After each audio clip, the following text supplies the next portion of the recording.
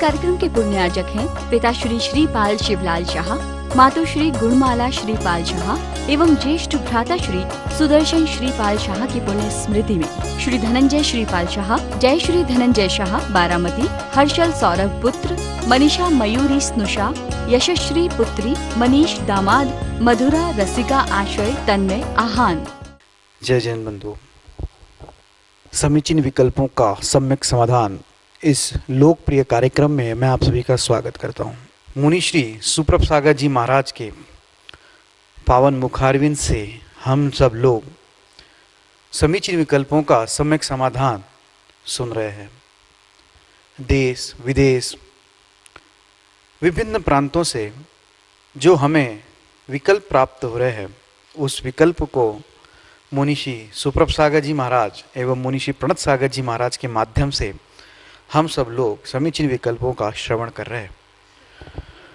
इस कार्यक्रम के दौरान जो पूछे जाने सवाल है, उस सवालों की प्रतियोगिता का नाम है सुविशुद्ध ज्ञानधारा प्रतियोगिता।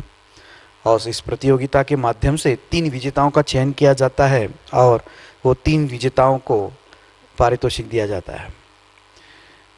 ये जो कार्यक्रम है, ये जो प्रतियोगिता है, इसका मूल उद्देश्य कोई स्पर्धात्मक बढ़ावा देने का नहीं है। इसका उद्देश्य मात्र और मात्र इतना ही है कि जो ज्ञान धारा आचार्य भगवान ने प्रवाहित की है, उसमें हम लोग और आगे बढ़ते जाए और इस जिनवानी की सेवा कर पाए। और इसी कार्यक्रम के बीचों बीच में वो 3 सवाल आपको नीचे पट्टी पे दिखाई देते हैं। आपको वो 3 सवाल के जवाब आपको 6:15 तक 6:15 पे प्रतिदिन आपको भेजने होते हैं। मैं मुनिश्री के चरणों में बारंबार नमोस्तु करता हूँ एवं आज के कार्यक्रम को यही से प्रारंभ करते हुए उनसे यही आशीष मांगता हूँ कि स्वामी आपका आशीष ऐसे ही हमारे ऊपर बना रहे। नमोस्तु नमोस्तु नमोस्तु महाराज जी। ओम नमः सिद्धेभ्य। पंच परमेष्टि भगवान की जय। परम पूज्य आचार्य भगवंत गुरुवर विशुद्ध सागर जी मुनि महाराज की, परम पूज्य मुनि श्री सुप्रभ सागर जी महाराज की। जो आकुलता से निराकुलता की ओर ले जाए, वही विकल्प समीचीन विकल्प होता है। और जहाँ आकुलता है वहाँ निश्चित संसार है, और सच्चा सुख जो है वह निराकुलता में है। और अपने मन को आकुलित करने वाले जो विकल्प हैं, उन विकल्पों में समीचीनता और उनका सम्यक समाधान, और जो मन में उठने वाले समीचीन विकल्प हैं, उनका सम्यक समाधान जब तक प्राप्त नहीं होता तब तक आकुलता निश्चित है। उस आकुलता को मिटाने का एकमात्र कार्यकारी उपाय समीचीन विकल्पों का सम्यक समाधान। इस सम्यक समाधान में देश देशांतर से अनेक समीचीन विकल्प हमें यहाँ प्रतिदिन प्राप्त हो रहे हैं, और परम पूज्य मुनि श्री सुप्रभ सागर जी महाराज उनका हम सबको सम्यक समाधान प्रदान कर रहे हैं। प्रारंभ करते हैं आज का सम्यक समाधान। और आज का पहला विकल्प जयपुर राजस्थान से नेमीचंद जैन छावड़ा परम पूज्य मुनि श्री के चरणों में बारंबार नमोस्तु निवेदित करते हुए अपना समीचीन विकल्प रख रहे हैं कि गुरुदेव, रावण यह अच्छी तरह जानता था कि यदि मैं सीता का अपहरण करके उसको लंका ले जाऊंगा तो मैं इस लोक और परलोक में बदनामी हो जाएगी, मैं बदनाम हो जाऊंगा, मेरा अपयश चहुं ओर फैल जाएगा। उसके बावजूद रावण ने ऐसा अधम कृत्य क्यों किया? क्या इसमें रावण के पूर्व जन्म के संस्कार कारण बने थे? हमारे समीचीन विकल्प का सम्यक समाधान करने की अनुकंपा करें। नमोस्तु महाराज जी, नमोस्तु। नमः सिद्धम। परम पूज्य आचार्य भगवान गुरुवर विशुद्ध सागर जी महाराज की जय। सत्य को जानना काफ़ी नहीं होता, अपितु सत्य के जानने के साथ साथ सत्य को मानना भी उतना ही आवश्यक हुआ करता है। बहुत सारे संसार में ऐसे ही जीव होते हैं जो सत्य को, अच्छाई बुराई सबको जानते हैं पर उसे मानते नहीं हैं। और जब तक उस सत्य को, अच्छाई बुराई आदि को जानने के साथ व्यक्ति मानता नहीं है, मानने के साथ जीवन में उतारता नहीं है, तब तक वह कभी भी उस सत्य मार्ग पर चल नहीं सकता।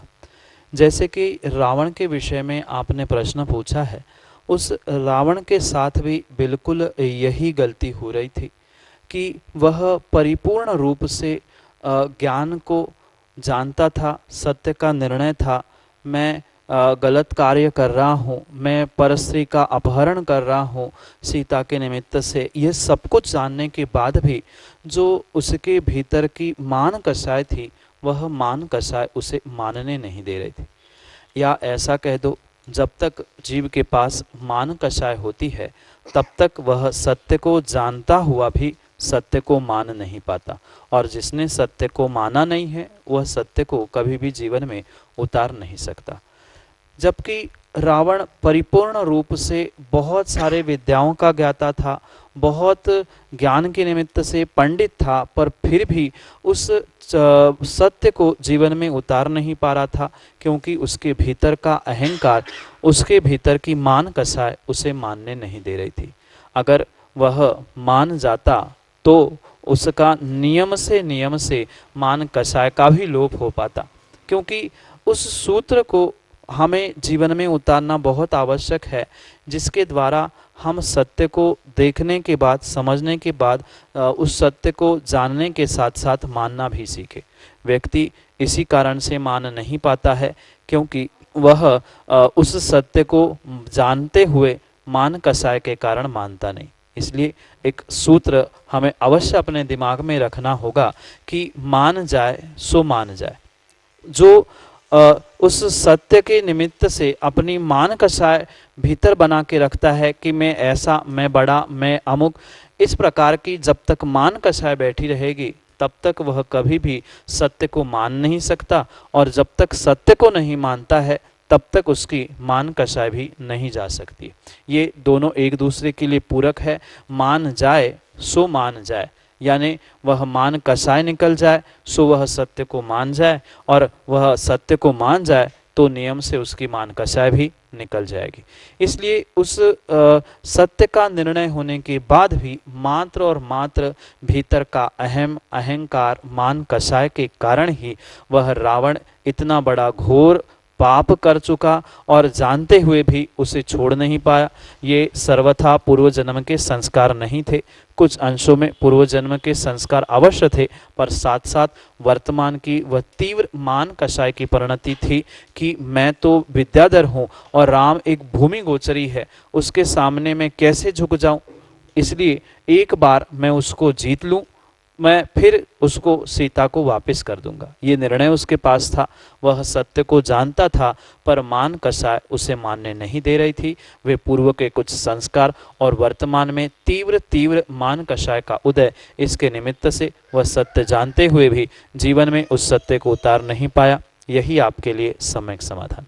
अगला समीचीन विकल्प मुरैना मध्य प्रदेश से अंजलि जैन परम पूज्य मुनिश्री के चरणों में बारंबार नमोस्तु निवेदित करते हुए अपना समीचीन विकल्प रख रहे हैं कि महाराज जी, जब पंचम काल में कोई भी मनुष्य विदेश क्षेत्र में नहीं जा सकता, तो फिर आचार्य कुंद स्वामी विदेश क्षेत्र कैसे गए?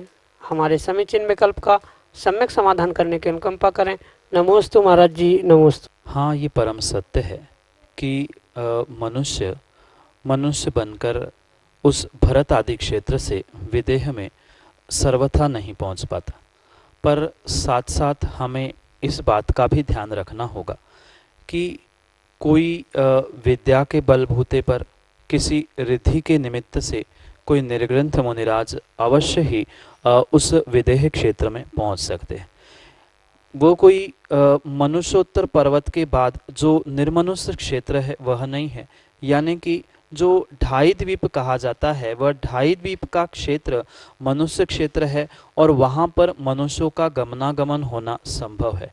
अगर वहाँ पर ऐसा कथानक आता कि कुंद स्वामी मानुष्योत्तर पर्वत के आगे चले गए, उसको पार करके लांग के चले गए, तो वहाँ तो विकल्प करने की आवश्यकता थी। पर कुंद स्वामी के निमित्त से जो विदेह गमन आदि का दृष्टांत कथानक प्राप्त होता है, वह जबकि कथानक है, किंवदंती भी हो सकती है, ऐसा कोई सैद्धांतिक पक्ष वहाँ नहीं है, पर आगम के परिप्रेक्ष्य में उसको कई ग्रंथों में आचार्य भगवंतों ने कथानक के निमित्त से उद्धृत किया है। इस कारण से ये अवश्य समझे कि वह मनुष्य क्षेत्र होने के कारण से मनुष्यों का वहाँ गमनागमन होना किंचित भी विकल्प करने योग्य नहीं है, क्योंकि जो विशेष रिद्धिदारी निर्ग्रंथ मुनिराज होते हैं वे रिद्धि के द्वारा कह दो या कोई देवों के निमित्त से उपसर्ग देवों ने कर लिया तो मुनिराजों को उठाकर भी वे अन्यत्र समुद्र आदि भी ले जाकर पटकते हुए कथानक प्राप्त होते हैं। साथ साथ जो उन्होंने कुंद स्वामी ने विदेह गमन के विषय में जो हमने कथानक उनके विषय में पढ़ा है, उसके समय भी हमें यही समझना होगा कि जो स्वर्गों के देव उनके दर्शन के लिए आए थे, उन्होंने ही अपने उस हथेली में कुंद स्वामी को लेते हुए वहाँ विदेह में साक्षात भगवान के समोशरण में ले जाने का कार्य किया था। तो रिद्धि के द्वारा किसी देव आदि को विद्या आदि के द्वारा खुश करते हुए वह निर्ग्रंथ मुनिराज या मनुष्य उस विदेह क्षेत्र में पहुंच सकते हैं, क्योंकि वह परिपूर्ण रूप से मनुष्य क्षेत्र है। मनुष्य क्षेत्र के यानी मानुष्योत्तर पर्वत के बाहर किंचित भी मनुष्य नहीं जा सकता। उसके अंतर्गत मुनिराज अपने रिद्धि आदि के निमित्त से या तपस्या आदि के कारण से या किसी देवों को प्रसन्न करते हुए वह वहाँ पहुँच सकते हैं। कुछ विद्या तंत्र मंत्र जैसे पूज्यपाद स्वामी के निमित्त से भी कथानक आता है, वहाँ भी उन्होंने पैरों में ऐसा लेप लगाया जिसके द्वारा वे विदेह गमन करके आए। ऐसे अनेक दृष्टांत प्राप्त होते हैं। तो विदेह गमन में किंचित भी मनुष्यों को रुकावट नहीं है। हाँ, पर हर कोई मनुष्य पर्याय में से उस विदेह में नहीं पहुंच सकता, ये भी परम सत्य है। पर कुछ जीव जैसे मुनिराज है, रिद्धि आदि के निमित्त से किसी विद्या को सिद्ध करके किसी देवों को सिद्ध करते नियम से उस विदेह क्षेत्र में गमन कर सकते हैं। पर पंचम काल में वर्तमान में कोई ऐसी विद्या देवों को प्रसन्न करना या कोई ऐसी रिद्धि शेष नहीं है, इसलिए वर्तमान के काल में कोई वहाँ नहीं पहुँच सकता। पर वे बिल्कुल चतुर्थ काल के पास में का काल था, उस काल के निमित्त से और विशेष पुण्य और विशेष तपस्या साधना के निमित्त से जो देव उनको प्रसन्न हुए थे, उन देवों ने उनको विदेह तक गमन करवा के भगवान तीर्थंकर स्वामी के दर्शन करा के देशना आदि सुनाकर पुनः वे वापिस लाए थे। इस परिप्रेक्ष्य में ही हमें समझना होगा कि सर्वसामान्य व्यक्ति वहाँ नहीं पहुँच सकता, पर फिर भी जो विशेष तपस्वी रिद्धिधारी आदि होते हैं वे अपनी रिद्धि से तपस्या से वहाँ पहुँच सकते हैं, उसमें कोई बाधा नहीं है। यही आपके लिए सम्यक समाधान। पाली उत्तर प्रदेश से सम्यक जैन मुनिश्री के चरणों में बारंबार नमोस्तु निवेदित करते हुए कह रहे हैं कि महाराज जी, जब सब कुछ पहले से ही क्रमबद्ध पर्याय रूप से नियत है ही, तो फिर पुरुषार्थ करने का क्या औचित्य? हमारे समीचीन विकल्प का सम्यक समाधान करने की अनुकंपा करें। नमोस्तु महाराज जी, नमोस्तु। सम्यक भाई, सबसे पहले तो इस बात का आपको निर्णय करना होगा कि द्रव्य की जितनी भी पर्याय कही गई है वह पर्याय किसी भी प्रकार से क्रमबद्ध नहीं है। उस पर्याय के निमित्त से जो क्रमबद्ध पर्याय ऐसा शब्द कई स्थानों पर प्राप्त होता है, उन स्थानों के निमित्त से हम इस बात को समझे कि आगम के परिप्रेक्ष्य में क्रमबद्ध पर्याय ये शब्द प्राप्त होता ही नहीं है। ये वर्तमान में कुछ विद्वानों की दी हुई देन है कि पर्याय बंधी हुई है, क्रम से बंधी हुई है। ऐसा कहीं भी पूर्वाचार्यों के किसी भी ग्रंथ में उल्लेख प्राप्त नहीं होता कि प्रत्येक द्रव्य की या किसी भी द्रव्य की पर्याय बंधी हुई। ये परम सत्य है कि केवली के ज्ञान में जो आने वाली पर्याय है वह आने वाली पर्याय तो झलकेगी और भूत भविष्य वर्तमान आदि के निमित्त से उनकी वह परिपूर्ण रूप से पर्याय उनके केवल ज्ञान में झलकती है, पर उनके केवल ज्ञान में झलकने से वह पर्याय हमारी बंधी हुई है, नियत है, सर्वथा ऐसा नहीं कहा सकता। क्योंकि हमारे आचार्य भगवंतों ने कथनचित स्यादवाद की अपेक्षा से नियतवाद ग्रहण किया है, पर सर्वथा नियत है या क्रमबद्ध है ये किंचित भी संभव नहीं है।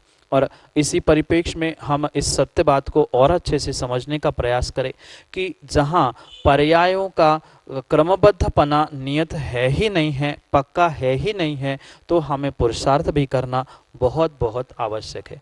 जो केवली के ज्ञान में झलका है वह नहीं हो रहा है, अपितु जो हमारे साथ होने वाला है भविष्य में, उस भविष्य की पर्याय को उन्होंने अपने केवल ज्ञान में मात्र जाना और देखा है।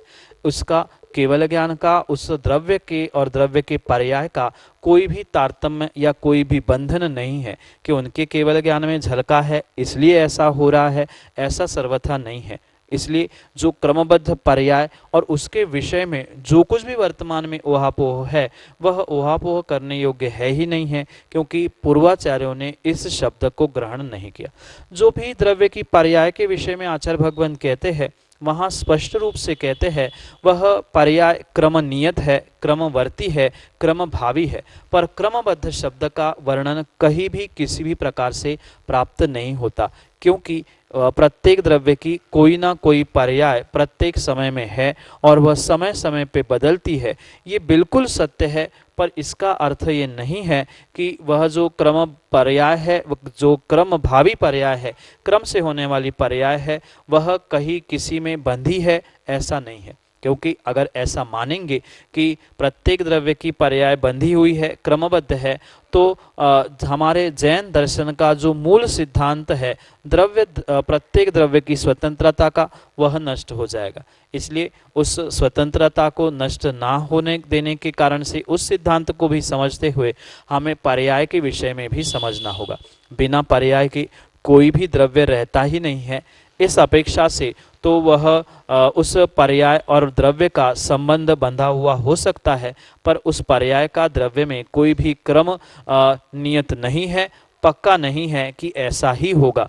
केवली के ज्ञान में झलकने से या उनके ज्ञान में निर्णय होने से किंचित भी हमारा परिणमन वैसा नहीं हो रहा है, पर जो हमने भूत में किया है, वर्तमान में कर रहे हैं और भविष्य में जो हमारे द्वारा होने वाला है, उसके विषय में केवली के ज्ञान में झलका है। और उनके ज्ञान में क्या झलका है, क्या नहीं झलका है, उसका निर्णय हमारे पास नहीं होने के कारण से हमें पुरुषार्थ करना बहुत बहुत आवश्यक है, क्योंकि बिना पुरुषार्थ के कोई भी कार्य की सिद्धि संभव नहीं होती। इसलिए उस कार्य की सिद्धि को प्राप्त करने के लिए हमें पुरुषार्थ अवश्य करना होगा। पर यह भी सत्य है, केवली के ज्ञान में झलका है वह नहीं हो रहा है, अपितु जो हो रहा है उसके वह उस पर्याय को उन्होंने पहले ही जान लिया है, इसलिए उसमें क्रमबद्धता नहीं है। और पर्याय के निमित्त से क्रमबद्ध पर्याय ऐसा शब्द कहीं भी प्राप्त नहीं होता। इसी परिप्रेक्ष्य में ये आप निर्णय अवश्य कर ले कि बिना पुरुषार्थ से कोई भी द्रव्य की पर्याय घटित नहीं होगी, और द्रव्य में पर्याय का समय प्रतिपल परिणमन चलता है, इसके निमित्त से ही उसे हमें ग्रहण करना होगा। पर स्वतंत्रता को भूले बिना हमें उस द्रव्य के परिणमन को भी और द्रव्य की स्वतंत्रता को भी ग्रहण करना होगा, पुरुषार्थ के साथ साथ। यही आपके लिए सम्यक समाधान। ललितपुर उत्तर प्रदेश से शीलचंद जैन अनौरा परम पूज्य मुनिश्री के चरणों में बारंबार नमोस्तु निवेदित करते हुए अपना समीचीन विकल्प रख रहे हैं कि हे गुरुवर, मन बस में क्यों नहीं रहता, यह क्षण क्षण में बदलता रहता है, तो इसे बस में करने का उपाय क्या है, इसको एकाग्र कैसे करें, हमारे समीचीन विकल्प का सम्यक समाधान करने की अनुकंपा करें। नमोस्तु महाराज जी, नमोस्तु। मन की परिणति बिल्कुल उस चिकने मछली की तरह होती है। कितना भी व्यक्ति उस चिकने मछली को पकड़ने का प्रयास करे, पर वह सहजता से ही गीली होने के कारण और चिकनी होने के कारण से हाथ से स्वयं फिसल जाती। बिल्कुल मन की परिणति भी इसी प्रकार से होती है। आप जितना जितना मन को संभालने का, एकाग्र करने का या उसके विचारों को, परिणामों को संभालने का प्रयास करते हैं, उतना उतना ही वह चंचलता की ओर अधिक बढ़ते हुए देखा जाता है।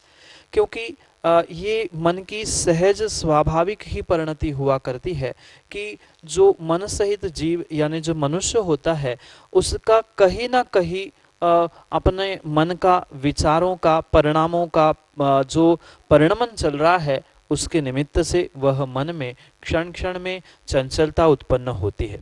वह चंचलता बिल्कुल उस पेड़ की पत्ते से भी अधिक हुआ करती है। जैसे क्षण में मन कहीं और होता है और क्षण में देखा जाए तो मन कहीं दूसरी जगह पहुंच जाता है। भले हम मंदिर में बैठे हैं पर कभी मन घर में लगता है, घर में बैठे हैं तो कभी अन्यत्र मन घूम रहा है। ये उस मन के निमित्त से मन की होने वाली सहज परिणति ही कही जा सकती है, क्योंकि मन का स्वभाव ही चंचलता कहा है, या चंचलता को ही आचार्य भगवंतों ने मन कहा है। इसलिए उस मन की चंचलता को रोकने के लिए हमें प्रबल पुरुषार्थ करना आवश्यक है। पर मन को रोकना या एकाग्र करना इसका मतलब ये नहीं है कि किसी तिर्यंच जैसे उसको किसी साखल से, रस्सी, बेल्ट आदि से बांध के रख दे, क्योंकि मन एक बहुत सूक्ष्म परिणमन करने वाला पदार्थ होने से उस मन को हम किसी भी पुद्गल द्रव्यों से बांध नहीं सकते, या उसे कोई अंकुश लगाते हुए हम कंट्रोल या बस में नहीं कर सकते। उस मन को एकाग्र या वश में करने के लिए एकमात्र अंकुश आचार्य भगवंत कहते हैं, जिसका नाम है ज्ञानांकुश। जितना जितना हमें धर्म का, अपने आप का ज्ञान होता रहेगा, उस कर्म बंध का ज्ञान होता रहेगा, उतना उतना ही हमारा मन एकाग्र और वश में होने का पुरुषार्थ हम कर सकते। जैसे हमें ये निर्णय हो गया कि मेरी अधिक मन की चंचलता से अधिक पापों का आश्रय में कर रहा हूँ, तो हमारे मन की चंचलता कम हो सकती है। साथ साथ उस मन को कंट्रोल करने के लिए या एकाग्र करने के लिए सबसे पहले, जैसे मैंने ज्ञानांकुश की बात कह दी, वह ज्ञानांकुश मतलब स्वाध्याय ही एकमेव साधन हो सकता है। जितना हम अधिक स्वाध्याय करेंगे उतना ही हमारा धर्म के प्रति रुझान बढ़ेगा और उतने ही हम पापों से बचने का प्रयास करेंगे। जो जो जीव पापों से बचने का प्रयास करेगा, धर्म के प्रति जिसका रुझान होगा, वो ही अपने मन को एकाग्र कर सकता है, अन्यथा नहीं कर सकता।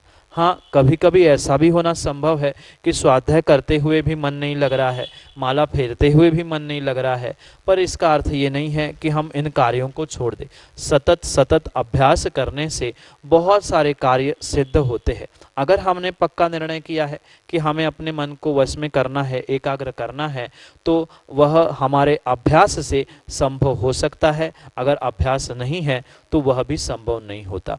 मुनिराज भी आप जैसे ही श्रावक की पर्याय से इस मुनि अवस्था को प्राप्त कर चुके हैं। आप जैसे ही मनुष्य होने पर, आप जैसा ही मन होने पर उन्होंने अपने मन को एकाग्र और बस में करने का सतत अभ्यास किया, जिसके कारण से वे मुनिराज बने हैं, और वे ही और अपने मन को एकाग्र करते हुए भगवान बनने वाले हैं। इसलिए सर्वथा ऐसा नहीं है कि हम मन को एकाग्र नहीं कर सकते, पर वह कोई तिर्यंच नहीं है कि उसे किसी प्रकार से बांध के एकाग्र करा जाए। वह वास्तव में जैसे शिवकोटि महाराज उस भगवती आराधना में कहते हैं, अशुभ परिणामों से कम हम शुभ परिणामों में अपने मन को लगाना, मन के विचारों को लगाना, ये भी एक श्रावक के लिए उस मन को एकाग्र करना ही कहा जाएगा।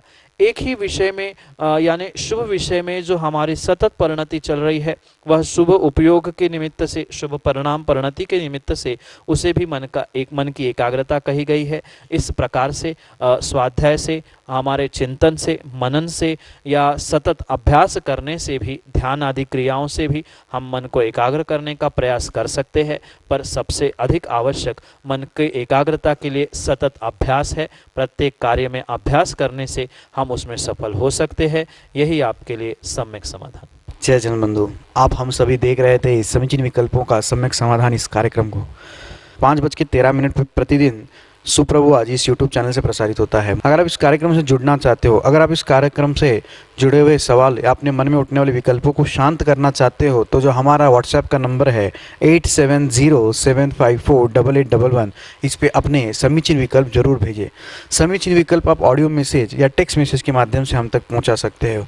हमारा email ID है samyak.samadhan@gmail.com। आप उस पर भी हमसे कॉन्टैक्ट करके अपना समीचीन विकल्प हम तक भेज सकते हो।